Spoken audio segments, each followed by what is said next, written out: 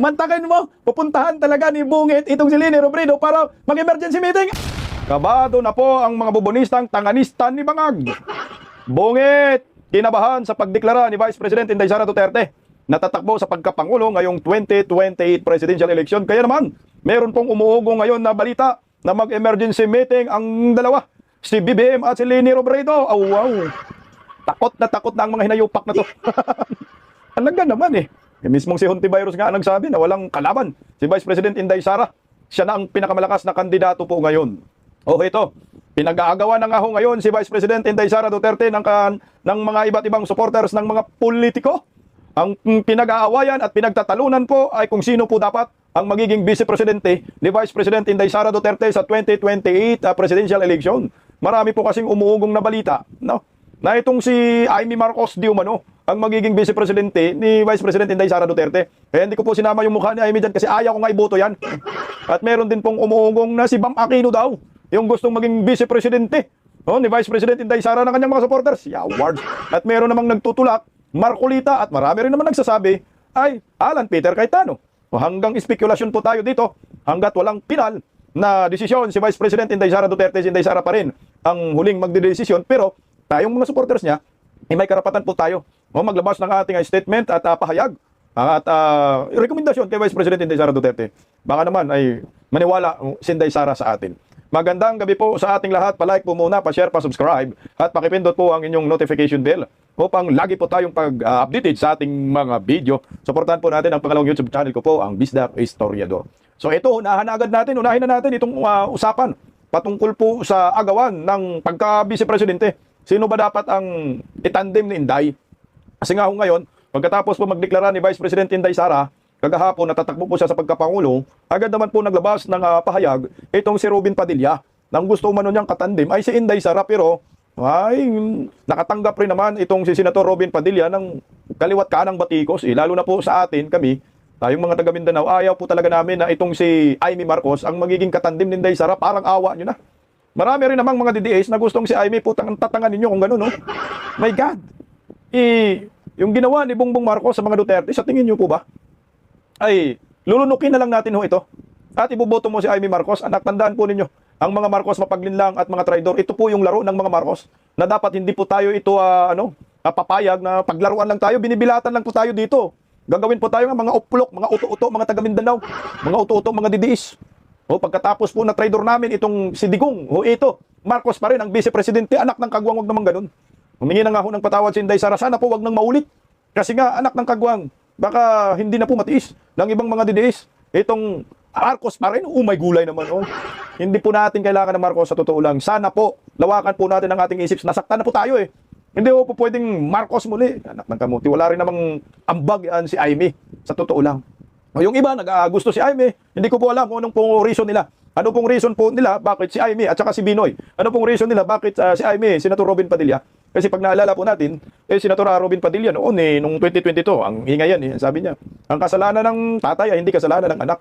Kaya napagbigyan si Junior. Pero ito ngayon, ang kasalanan ng kapatid ay hindi kasalanan ng kapatid. Patay tayo dyan, maulit-muli talaga. Ako sa akin, kung pipiliin man yun ni Inday yan, ayaw ko pong ibuto yang si Amy Marcos. Solid daw kay Inday. Pero siguro, magkahati-hati po tayo pagdating sa Vice Presidente. Yan ang magiging resulta niyan. Bukod kay Amy Marcos, ito, meron naman pong ibang grupo na naglabas po ng kanilang pagsuporta kay Vice President Inday Sara. Pero po, ang kanilang gustong pambato naman ay si Senador Rodante Marcolita. Ito po yung Partido Reforma. Alam ko naman to, si Bibot Alvarez po ito, ang chairman. Pantaleon Alvarez nga. Ayun. Mas gusto ko po ito, no? Sabi ko nga sa inyo, kahit sino, wag lang Marcos at Aquino. Yan ang natin. Dito po tayo kukuha sa ating mga kampo. Ito, Senador Marcolita, sa akin naman, good sa akin itong si Senator Idol Marcolita dahil meron po siyang baluarte, no? Pampanga at Tarlac, nakagenerate po ng boto at sa panigurado, ang Iglesia ni Cristo. Hindi po pwedeng pabayaan itong tandem na ito. Duterte Marcolita, baka pwedeng maiba naman ang ating pambato kasi pag tiningnan niyo po, very qualified talaga si Senador Marcolita magiging Vice Presidente. Unang-una, matagal na po siya sa Kongreso. So alam na po niya yung batas dahil abogado po siya. At ngayon, siya na po ngayon ang pinakamatalino, isa sa pinakamatalinong senador sa Senado. At yung paninindigan niya ay hindi talaga mapapantayan at nakikipagbardagulan po sa mga dilawan. Kaya pabor din po ako dito kay Senador Rodante Marcolita. Pero ito naman may lumabas naman po ngayon na bulong-bulungan, anak ng kagwang. Ito, Bam Aquino, tatakbong vice-presidente ni Sara Duterte. Anak nakamuti talaga. Grabe maglaro itong mga impacto na to eh.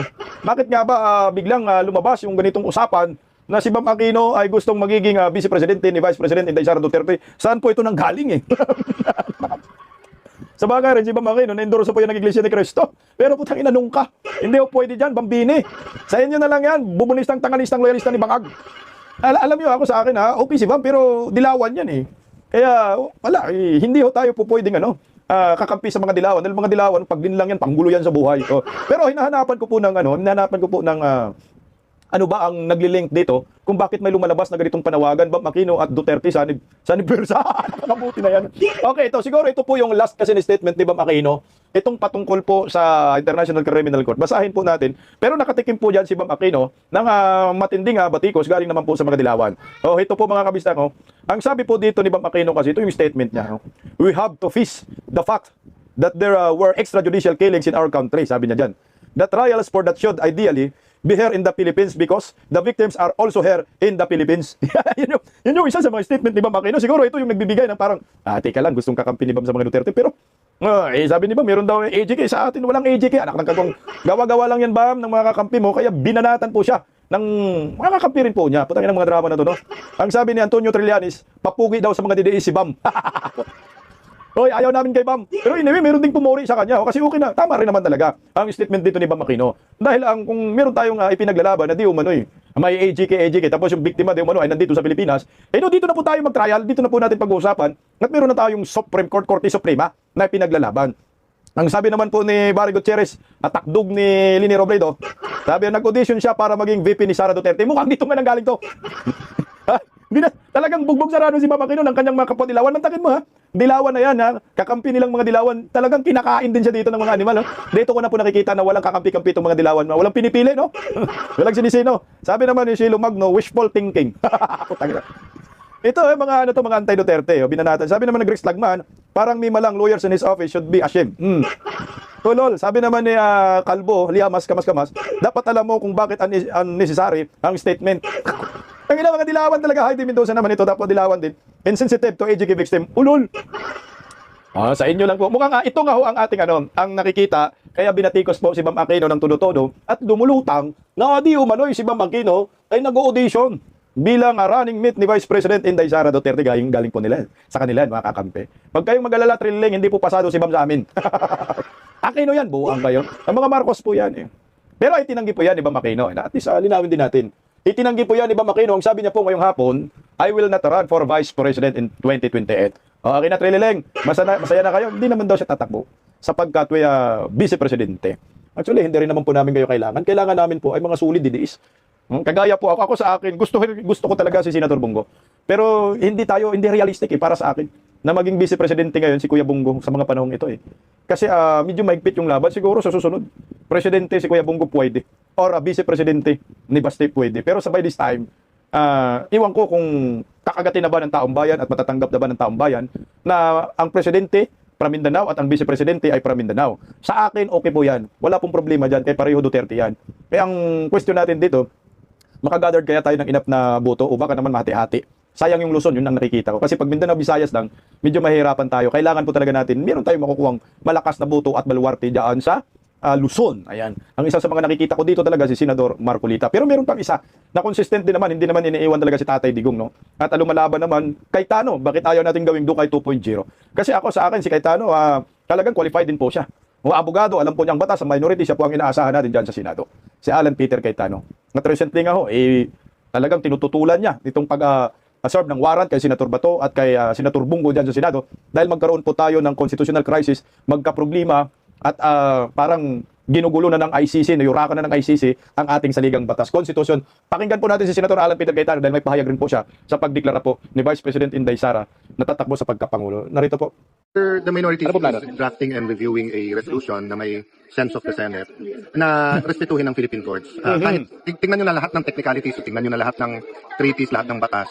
Ang essence, ang spirit ng ating konstitusyon ay kung may problema, pwede kang tumakbo sa Philippine courts. Correct. So hindi naman pwede na pag sinabi ng ICC o kahit anong international court na may arrest, dadamputin mo na lang dito, dadalhin mo sa ibang bansa.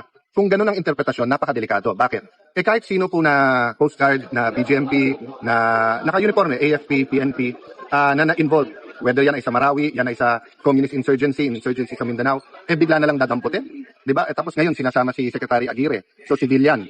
So, sabihin mo na may allegation na conspiracy. So, at any time then, a cabinet member, aakit na yan. That's one step closer to the president. Sira ang ating constitutional framework and the concept of sovereignty kung ang ating local courts ay gagawin nilang powerless. Di ba? So, I do understand that there are emotions here. There's human rights issues. Pero nababawasan ba yung human rights kung yung isang tao ay nakakatakbo muna sa korte? So can you imagine sa inyo sa media, kung kinover nyo halimbawa yung war on drugs, tapos sinabing, hindi lang nag-cover yan embedded yan, kakampi ni Duterte yan. Pwede ka na lang kunin, tapos dalhin ka na lang sa ibang bansa, hindi ka man lang makakatakbo sa local court. Korte. Diba?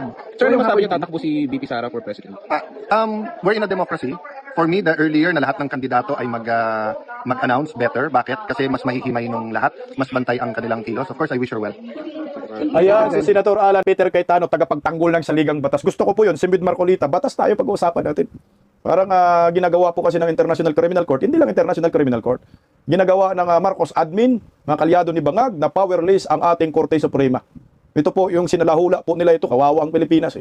Meron tayong Korte Suprema, na ito po yung pinupuntahan ng mga ordinaryong Pilipino, kahit sino. Kung may reklamo ka sa Supreme Court, patikimin mo naman ang Supreme Court ang mga yan. At doon pag-uusapan natin yung legal na basihan. Gagawin kasi nila yung ginawa po nila kay former President Duterte, gagawin nila kay Kuya Bongo, gagawin nila kay Bato. Yan ang nakikita natin dito Okay, so ngayon ang ating entry dito, marami-rami po. At bahala na po kayo mamili. At kung sa inyo ay alin ang nakakabuti sa kay Vice President Inday Sara at sa kanyang mga taga-suporta, pwede po natin isigaw sa social media. Dukay, Sara Marcolita, yan ang ano natin. Jaime, ayaw ko. Aquino, ayaw ko.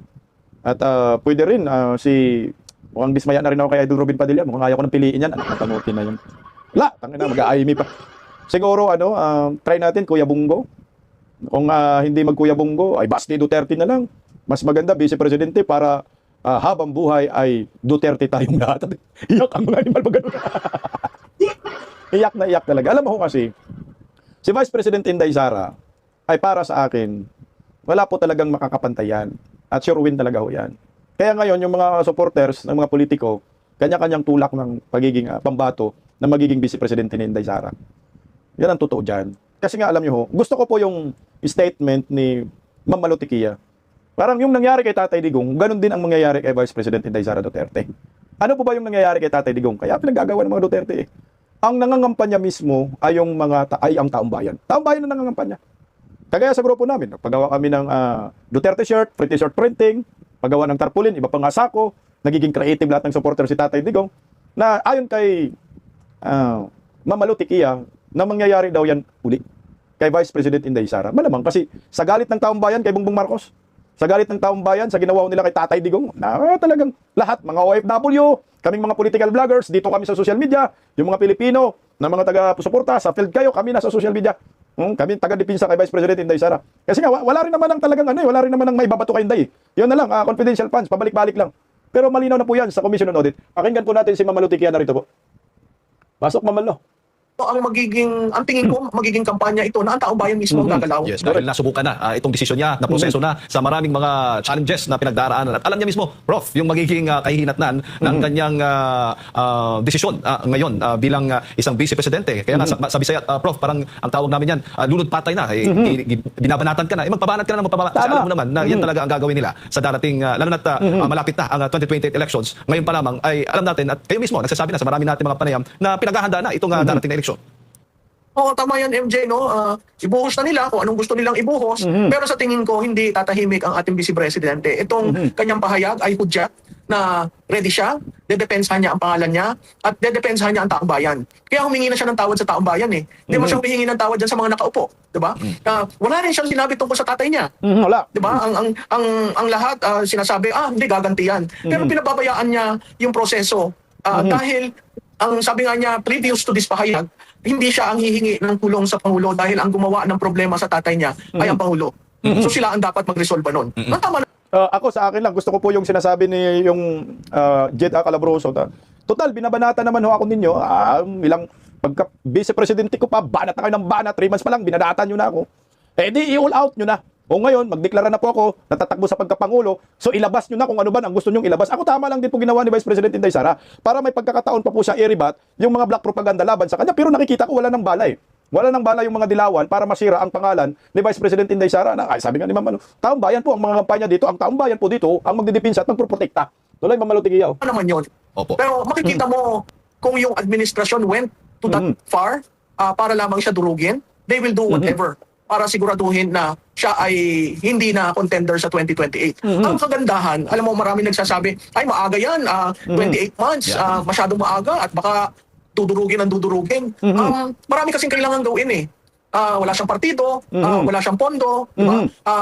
Ito ang ang tingin ko, magiging kampanya ito na ang taong bayan mismo ang gagalaw. Yes. Tama ka dyan, Ma'am Malu Tigiya, ang taong bayan mismo ang gagalaw. Kampanya, isa na po yan, yung Inseminay, talagang tutulong yan kay Vice President Inday Sara, tayo tutulong yan kay Vice President Inday Sara. Sa akin lang din, tama lang din po ito para matunaw yung impeachment. Tapos kung ituloy nila yung impeachment, titingnan po natin kung anong kahinatnan po nila. What for example, ito sa akin lang naman kung i-impeach nila si Vice President Inday Sara sa Kongreso at i-convict nila si Vice President Inday Sara sa impeachment court, tsaka kahit sinong Duterte ang tatakbo sa pagkapangulo, sure win na. Si Pulong, sure win na. Baka Duterte Presidente, Duterte Vice Presidente. Dahil nga magagalit ang taong bayan at lalong magwawala, panigurado Duterte ang resulta nito. Tuloy, Ma'am Malu. At parati ko ang sinasabi, ang 2028, dyan sa mga kongresista na na-involve sa nakawan ng 1.5 trillion. Ayan na. At sinasabi ko sa inyo, this is an anti-incumbency campaign for Correct. 2028. Tingnan natin kung sinong tatayo sa dulo. Bago pasok kay partner, at nakikita naman po natin, Prof, sa inyo pong mga surveys na sinasagawa at iba pang mga surveys, kahit dinudurog na itong si VP Sara, simula pa nga lang ng kanilang termino, malakas pa rin po ang tiwala, mataas pa rin ang tiwala ng taong bayan sa kanya. Oo, Jade, alam mo, kahit ano namang survey firm hindi lang yung amin no? Kahit na yung survey na pinapaboran yung mga iilan dyan, makikita mo yung tiwala. Sa akin ang mahalaga kasi yung trust, yung tiwala. Kung mataas ang tiwala mo, madali mo ma-convert yan sa boto, sa preference. Tama. So, nag-nosedive, hindi naman nosedive, bumaba, incrementally bumaba, at yun ay dahil sa pagbanat sa kanya. At siguro yung merong instances dyan na sinagot niya dahil sa galit niya. Alam mo, si Vice Presidente kasi normal na tao, you see what you get. Di ba? Siya yun. So, kung galit siya. Kung gusto niyang sabihin na may diin, sasabihin niya. Hindi siya yung mold ng politiko na alam natin na magsusugarcoat, na magpapadulas, na gagamit ng kapangyarihan para makuha yung nais niya. Iba siya. Kaya ang hirap intindihin, sabi nga ni Congressman Erice, natatakot daw kahit daw yung mga taga-civil society group, no? Natatakot ka dahil hindi mo kinikilala. Correct. Natatakot ka dahil ayaw mo siyang kausapin, ayaw mo siyang pakinggan. Natatakot ka dahil nabubuo yung mga pananaw na ilinagay sa utak ninyo na si Sara Duterte ganito, ganyan. At mas malala pa sa tatay. Correct. So, yung myth na yan, na sinabi rin ng tatay niya, diba? Creates that image. Pero kung makilala mo siya, makausap mo siya, diretsong tao. Hindi nga mag-meeting ng pagkahaba-haba sasabihin lang. talaga sa'yo. At kung may tanong siya, sasabihin niya sa'yo, hindi siya yung politiko na mag-iisip ng, itanong ko kaya ito? Baka sabihin naman, hindi ko alam. Hindi. So she is not in the mold of previous politicians. Kaya hindi maintindihan nung nasa kabila. Pero yung supporter niya, alam mo, ang isa pa, Jade, na maganda nangyari, lumakas ang ground dahil sa announcement niyang ito.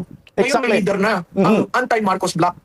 Tama ka dyan, Ma'am Malu Tigiya. Simula po nang nagdeklara si Vice President Inday Sara na tatakbo sa pagkapangulo, lalo pong lumalakas ang suporta sa kanya at nagsilabasan na po yung iba't ibang grupo kagaya yung Bangsamoro. Una-una na nga naglabas, pati PDP Laban, all out sa kanya. At marami na rin po ngayong mga politiko, kagaya po yung Cavite representative na si Kiko Barsaga, talagang tinawag na niyang President Inday Sara. Alam niyo, ako sa akin ang taong bayan po talaga ang maghahatak kay Inday Sara. Papunta po ito sa pagkapangulo.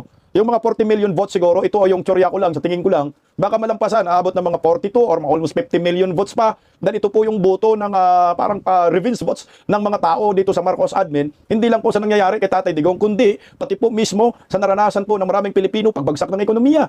Ayan, kawalan ng trabaho, kagutuman, dilubyo, korupsyon, kaliwat kanan, druga, naglaganap. Ito po yung isa sa mga dahilan kung bakit meron tayong tinatawag na revenge votes. Hindi, porket revenge votes magiganti si Inday Sara. Hindi, tayo po mga botante ang maghihiganti dito sa gobyernong ito. Na sige, panay rally tayo, BBM resign, ayaw mag-resign. Pues, ipakaparamdam natin sa kanya sa 2028 ang pagkadismaya ng natin dito sa walang kwenta at bulok na gobyernong ito. Hindi ilan slide natin, gawin natin 50 million votes, 40 million votes para hindi na po talaga madaya pa ni George Garcia na budlat ang mata. Daya na lang ang kanilang pag-asa dito, pero malabong madaya pag ang taong bayan ay lalabas sa kanya-kanyang mga bahay at sakali at sisigaw, Vote Duterte for President. Kagaya ng nangyayari kay Tatay Digong, kayo na lang gumawa ng inyong mga damit, tarpulin. Tayo-tayo lahat ang mga kampanya para kay Vice President Inday Sara Duterte para tuloy-tuloy po ang ating pakikipaglaban dito sa mga politikong mga hinayupa kagaya ng mga Marcos at Aquino. Kaya nga ho ngayon kabado na po si Bongbong Marcos. Lahat ng kalyado niya, hindi na po nila alam anong gagawin nila, paano nila i-counter itong pagdeklara ni Vice President Inday Sara kasi nakakuha na po ng maraming suporta itong si Inday. Kaya hito, no choice sila kasi kailangan po nila si Leni Robredo. Wala na. Kailangan bungit. Si Leni Robredo. Wala na po silang pambatong iba. Kundi ito na lang, Pinklawan. Mantakin mo, pupuntahan talaga ni Bungit itong si Leni Robredo para mag-emergency meeting. Anak ng kagwang. O ito, pakinggan po natin ang balitang ito. Narito po, animal. O ito. Balikan natin itong balita sa nakaschedule na pagkikita ni Pangulong Bongbong Marcos at Naga City Mayor Leni Robredo sa Sabado daw yan. Alamin natin ang detalye sa Express Report ni Maricel Halili mula sa Malacanang. Maricel, ano ba ang event at pagkikita ang dalawa? Ako, ito na nga, Rus, isang araw matapos ngayon deklarasyon ni Vice President Sara Duterte ng kanyang planong pagtakbo sa pagkapangulo, nakatakda namang magkita sina Pangulong Bongbong Marcos at si dating Vice President na ngayon ay Naga City Mayor na si Leni Robredo, gaya nga ng sinabi mo, nakatakda yan sa Sabado. Humingi tayo ng kumpirmasyon kay Palace Press Officer Undersecretary Claire Castro tungkol dyan at sinabi nga niya na oo, totoo, pupunta si PBBM sa Naga on Saturday para nga daw dumalo at i-check itong Oplan kontra Baha. Pinasimulan daw ito ni PBBM dyan daw sa Naga. Putay na, uplan kontra Baha daw. Kunyari lang kayo. Huwag nyo na kaming lukuhin mga hunghang. Wala coincidence lang ba? Pagkatapos magdeklara ni Vice President Inday Sara, natatakbo sa pagkapangulo, nanood pala yung hinayupak na Bungit, di ba? Sabi pa, good luck sa amin, bad luck sa inyo. Oh, heto na. Magkikita na yung dating magkalaban ng 2016. Ay, putang kain suka kayo. Nagkalaban ng 2016, natalo. Oh, nagpetisyon pa si Bungit sa Korte Suprema, natalo. Dahil dinaya daw siya, yung boto pa ni Leni Robredo after Supreme Court, nadagdagan pa. Putangin na mo. Uy, Bungit no? Mahiya naman kayo. Ayan. Ano kayang masasabi dito ng mga Pinklawan Dilawan? Talagang sanib person, no choice sila Kaya kailangan kain suka sila dahil wala po silang panlaban po sa 2028 presidential election. Sino yung magiging presidente? Hindi si Leni Robredo, pambato. Sino yung vice presidente? Hindi si Bangag. Wow, cook float. Pinagsamang Coke at saka yung sabog at lutang. Float 2028, tindi na tandem nito. Kailangan daw kasing i-check itong ginagawa ng DPWH na paglilinis ng mga kanal, ng mga estero at yung ilog dyan sa bahaging yan. Ina, magchichik daw ng kanal, ilog, estero. Di ba ang magchichik dapat yan DPWH, si Vince Dizon? Pero bakit si Bungit ang magchichik? Hindi dapat nag-DPWH ka na lang, sir. Anak na kabuti. Sige, tuloy ng probinsya. Ngayon, dito lang makakausap ni PBBM ang dating Vice Presidente, pero kung ano ang mapag-uusapan ng dalawang leader, hindi pa yan sinabi. Yuse Castro, mas maiging abangan na lang daw muna natin. Parang sakto rin yung timing dun sa kasunod ng anunsyo ng VP Sara, pero may iba bang reaction daw itong si Pangulong Bongbong Marcos doon nga sa pag-announce ni VP Sara ng kanyang pagtakbo sa 2028 elections? So far, wala namang additional na ibinigay na reaksyon si Yuse Claire tungkol nga doon sa sinabi ni PBBM dito sa pagtakbo ni VP Sara. Although nahingan siya na reaksyon doon sa sinasabi o yung mga pangambanan ako, baka ginagawang panakot ni Vice President Sara Duterte dyan sa ilang mga kongresista na haharap doon sa impeachment cases na isinampalaban sa kanya. Kaya nagdeklara siya agad ng kanyang kandidatura for 2028. Pero ang sinasabi dito ni Yuse Castro, magpapatakot daw ba naman itong mga kongresistang ito dahil lamang doon sa deklarasyon. So, iba yung expectations nila, Ruth. Gusto nilang makita na managot kung sino man yung dapat na managot. Isa pa mas may anunsyo pala ang Malacanang dito sa... Tama na! Huwag na takot ba, Bungit? Wala na kasi. Alam mo siguro, nakadagdag factor din yung sinabi ni Eresi sa interview. Sa akin na nga, na ang makakatalo lang daw kay Inday Sara si Leni Robredo. Kaya itong si Bongbong Marcos, siguro nagkaroon siya ng emergency meeting para kay para ma-meet si Leni Robredo. Tingnan mo kagahapon, after ng pagdeklara ni Inday Sara, ganda ng laman ng social media, parang may pag-asa. Tapos biglang nagpahayag itong si Eresi, no? Pero meron naman dugtong, no? Na pag i-convict daw si Inday Sara, ay talagang kahit sinong Duterte at mananalo. Pero malamang baka narinig ito ni Bungit. O, kailangan natin si Leni Robredo, ito pakinggan natin. Yung isa sa mga pahayag ni Igay Eresi. O, ito. Pagtakbo ni VP Sara. Well, obvious naman na talagang tatakbo siya. In fact, nakapagtataka kung hindi siya tatakbo dahil siya ang nangunguna sa survey. Sa tingin ko, meron siyang axe to grind sa Marcos administration. Kaya hindi surprising yung pagtakbo niya. At sa tingin ko, yung pinakamalakas niyang mga kalaban ay si dating Vice President Leni Robredo. O, tingnan mo Sa tingin ko, ang pinakamalakas na kalaban ni Inday Sara ay si Leni Robredo. So si Hontivirus iyak na. Yan lang ang posibleng magiging kalaban. Pero yung parang yung maangatan mo si Inday Sara o mapantayan, mukhang malabo. So for the sake, kung meron lang proponent, kasi mahirap naman mag-champion kung walang kalaban. Kung baga formalidad lang, laban na lang. Ilabanan mo na lang kahit talo ka para may kalaban lang. Pero sigurado na gold na tayo, champion na tayo. Kung baga si Leni Robredo, panakipbutas na lamang ho ito. O sige, Kaya lang dapat si Vice President Lenny Robredo Aha. tumakbo under the opposition, the Liberal Party. I don't think that makakatulong kung sasama sa administration. Tingnan mo, kailangan sa Liberal Party ka. Leni Robredo. Paano? Pupunta ka ng Liberal Party, liligawan na nga ni Bungit eh. Lip to lip na nga ho sila dito. PBBM set to meet with Lini in Naga. Aw! Wala na. Liligawan nga yan ni ano. So, under Marcos admin talaga. Putang ina, isa po itong kabulastugan. Kayo mga supporters ni Leni Robredo, kaya nyo pang kainin yung suka? Ha? Hindi kami yan, hindi kami natatakot yan. Kahit sino ngang mga impacto, kasama pa si Risa Tanas dyan, hindi po ninyo kayang talunin si Vice President Inday Sara. Wala din na. Isipin mo kasi nakikita mo kasi ni Inday Sara na hindi ho talaga nila kayang ipin down. Kita nyo naman, mga ilang taon na banat-banat si Inday Sara, nakatayo pa rin. At sino po yung pinakamataas na trust and approval rating ngayon? Still, Vice President Inday Sara Duterte. Kahit po binugbog ninyo si Inday Sara, hindi si Inday Sara natatakot. Di ba sabi nila, hindi ako natatakot. Sabi ngayon ni Mayor Basi, kahit binugbog nyo kami, nakatayo pa rin kami, nandito pa rin kami, Duterte pa rin. Hindi nadurog, so hindi epektibo. Hindi pinapaniwalaan ng taong bayan ang mga black propaganda ng mga kongresista, laban kay Vice President Inday Sara, mga black propaganda ng mga propagandista ng Marcos, kagaya ni Auntie Claire. Hindi umubra. So na-convert pa sa trust and approval rating na napakataas na, sabi ni Mama Lutikia, ito, pwede pa itong ma-convert sa buto. Itong net and trust and approval rating. Na mismo nga yung asawa ng isang dilawan na natalo din ni Tatay Digong, yung kanyang asawa na si Corina Sanchez. Humahanga din dito, hindi sabi ni Corina, hindi nyo kaya pinabagsak, hindi na kaya napabagsak si Inday Sara. Ito, pakinggan natin ito si Corina. Nakatayo pa rin kahit binabato. Hindi natitinag. Tatakbo akong presidente. Di ba? Tama ka dyan, Corina. Nakatayo pa rin. Kahit binabato, hindi natitinag, ganyan pa din, tatakbo akong presidente. Isang napakalaking sampal ito sa mga buhaya, mga kongresista ngayon. Sige, imbitsin niyo ako. Sige, banatan ninyo ako. Suwat, kukunat. Tatakbo pa rin ako sa pagkapangulo. Dahil wala po talagang panama itong mga hinayupak na ito. Sa akin nga, sabi ko nga sa komentaryo ko, ubusin nyo na lahat ng pera ninyo, Bongbong Marcos. Limasin nyo na ang kaban ng bayan. Gamitin nyo na lahat ng resources. Kung anong meron kayo ngayon, dahil kayo ang Pangulo. Kahit ubusin nyo pa ang PhilHealth funds. Kahit ubusin nyo pa yung Maharlika investment scam. Kahit ubusin nyo pa ang ginto. Yan sa Bangko Sentral, wala pa rin panama ho kayo.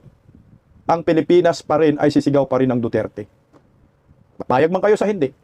Ang Pilipino, ngayon pa lang, kahit malayo pang eleksyon, nakapagdesisyon na po kami kung sino po ang aming ibuboto. Very obvious po yung ginagawa po ng gobyernong itong pagdimulis kay Vice President Inday Sara. Kamalas nyo lang dahil sa araw-araw ninyong pagbanat kay Vice President Inday Sara, sa araw-araw ninyong bira kay Vice President Inday Sara, wala pong napala. At nagbumirang pa at lumabas yung 1.5 trillion pesos na korupsyon sa flood control ni Bongbong Marcos. Budget po ito ni Bungit. Ngayon, so sabihin po ninyo na tumalab ang inyong black propaganda. Maliwanag pa po sa sikat ng araw na si Vice President Inday Sara, hawak na niya ang presidency. Ngayon pa lang, 2022 nga, hawak na niya eh. Inagaw lang ni Bangag, nabudol lang ni Amy Marcos. Kaya wag tayong muli magpabudol. Never again to Marcoses, no to Amy.